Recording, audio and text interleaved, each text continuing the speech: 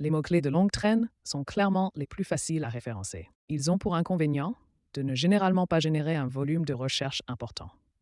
Et parfois, ça ne vaut pas non plus la peine d'optimiser ton contenu pour ça. Mais c'est aussi pour ça que j'ai créé cette automatisation qui extrait les mots-clés de longue traîne depuis la Google Search Console, en se basant sur la page donnée qui se positionne pour ces mots et crée finalement aussi le rapport, ce qui t'aidera à mettre à jour ton contenu.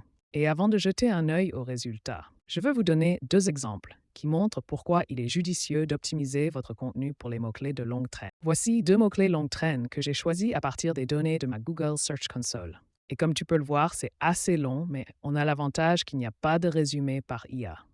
Et se positionner sur ce mot-clé sera clairement plus facile que par exemple sur Automated. Flux de travail pour le SEO. Et voici un autre exemple. Comme tu peux le voir, il n'y a pas non plus de résumé IA, et les premiers résultats sont même des vidéos. Mais si tu descends un peu, tu verras qu'il n'y a pas une seule personne qui paie pour des pubs, ce qui facilite un bon classement. Et si on regarde la sortie, on voit qu'elle est déjà formatée. Ça vient du fait que c'est en réalité un fichier HTML. Cela signifie que tu peux le consulter dans Google Docs ou simplement l'ouvrir dans un navigateur. Et la structure est assez simple. On a toujours un titre et une métadescription, suivi de recommandations de mise à jour et aussi de nouvelles expressions pour enrichir votre contenu. Et si on prend celui-ci en exemple, on voit qu'il est toujours original et amélioré. Et disons que je veux mettre à jour cet article, alors je pourrais simplement ouvrir le rapport, chercher le texte donné. Et comme tu peux le voir, il est là. Cela signifie que le workflow m'a suggéré de remplacer ce texte par celui-ci. Et si on compare les deux, on voit que celui-ci est un peu plus long. Et il incluait aussi un mot-clé comme des données SEO importantes.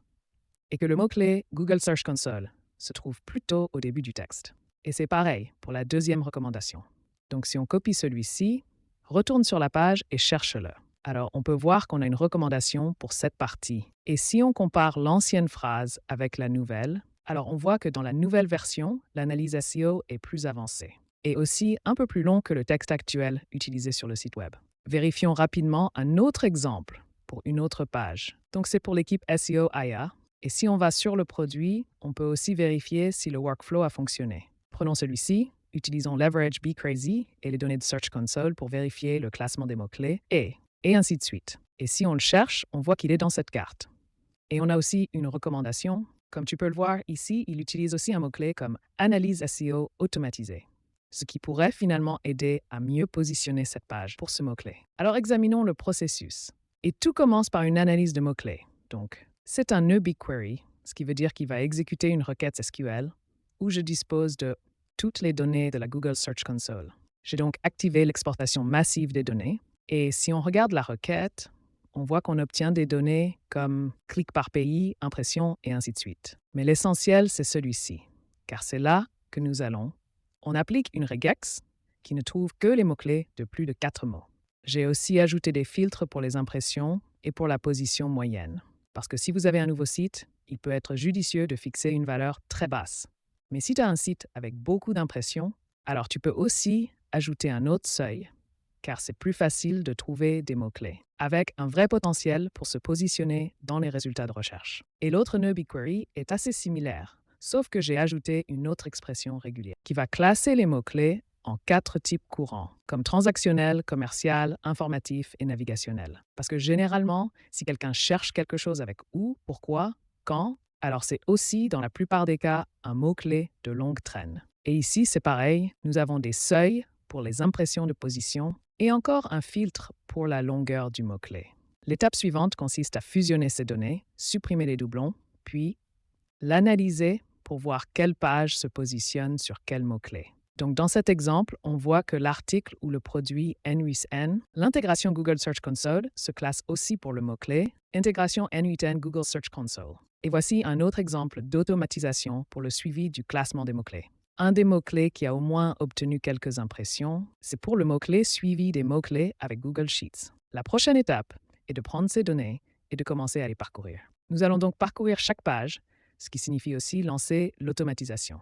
Une fois qu'on a créé un rapport pour chaque page, la première étape consiste à extraire les mots-clés, puis à les transmettre à un modèle quelconque, qui peut naviguer sur Internet. Par exemple, ici, j'utilise le modèle d'OpenAI.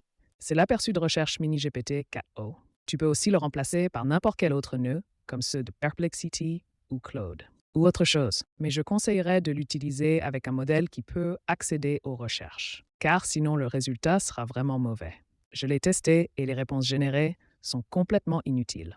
Et une fois les réponses créées, nous allons les transmettre à un analyseur qui va extraire le mot-clé ainsi que les réponses selon la structure suivante. Nous avons donc le mot-clé et les réponses 1 à 5. Et ensuite, on prend un simple nœud d'édition pour obtenir la clé avec les réponses. On peut déjà voir qu'on a un JSON avec le mot-clé et 5 réponses, qui pourraient être utilisées pour répondre à l'intention de recherche du mot-clé donné. Et une fois cette boucle terminée, nous allons aussi extraire l'article en utilisant SERP, car sinon on ne sait pas quelles phrases sont utilisées actuellement. Et il serait assez difficile de mettre à jour le contenu. C'est en fait très simple.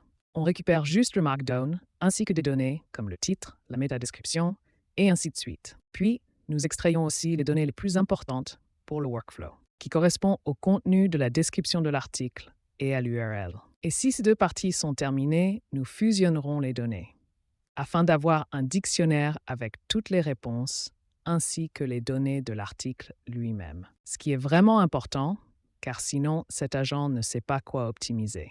Et la sortie de l'agent d'optimisation de contenu est assez simple. Elle est aussi structurée, car cette sortie structurée est utilisée avec le titre et la métadescription. Mettre à jour les recommandations ainsi que les nouvelles expressions. Ensuite, on fait un rapide agrégat, ce qui est encore une fois un agent vraiment simple. La seule chose qu'il fait, c'est prendre du contenu structuré et le convertir en fichier HTML, qui est défini dans l'invite système. Ici, on voit que si c'est un H1, alors ce doit être le titre. H2 doit être utilisé avec un ID de section et ainsi de suite. Et c'est aussi pour cela qu'il est si facile de créer un rapport HTML. Le style est déjà défini dans la balise head. Nous avons donc du style pour le corps, l'article, l'entête H1 et ainsi de suite. Et c'est pour ça qu'il est aussi facile de créer un rapport HTML qui soit esthétique, parce que nous pouvons déjà définir le style dans l'entête. Et la seule chose qui sera insérée, c'est que le JSON a été analysé puis finalement traduit en brute. C'est aussi à ce moment que l'optimisation est déjà terminée. La seule chose qui reste à faire ensuite, c'est de créer un fichier à partir de ça. Et enfin l'enregistrer sur Google Drive. Et ensuite, tout sera relancé pour la page suivante. Donc par exemple, à la première itération, nous aurions pris celui-ci. Et une fois l'optimisation terminée, on prendra un autre article et on fera pareil. Une autre chose importante, c'est que si nous avons par exemple plusieurs requêtes pour un même article, alors il prendra chaque requête et les analysera aussi. C'est pour ça que j'ai ajouté une limite ici. Avec 5, tu peux aussi l'augmenter à 10, 15 ou ce que tu veux.